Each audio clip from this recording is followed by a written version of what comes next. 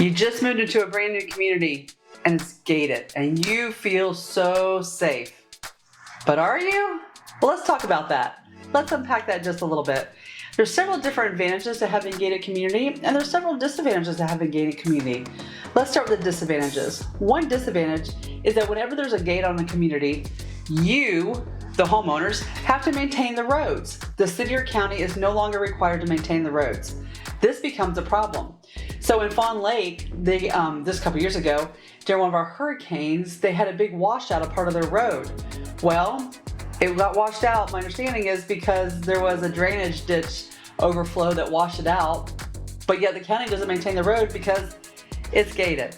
Well, whose responsibility is it? It became a whole thing, and for I think over a year, that road sat blocked off and you couldn't pass down the main road through Fawn Lake. So these things happen, so you have to be very clear on who maintains the road. The pros are great too, right? You have the illusion of being in a safe neighborhood. Does it keep out some people? Absolutely. It's hard to get a vehicle through some of those gates. But does it keep out someone from walking? Probably not, right? They're just gonna walk right through that gate. So it depends on what kind of gates you have, right? We definitely have the gates that are just like little bars that go up and down.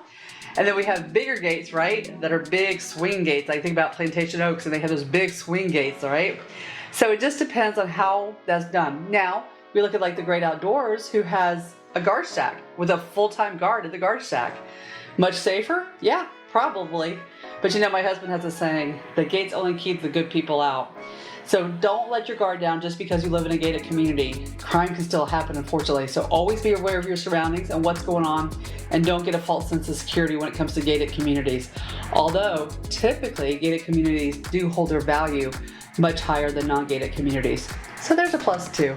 Well, there's a scoop. Edna Wilson, your hometown realtor, as hometown's apple pie.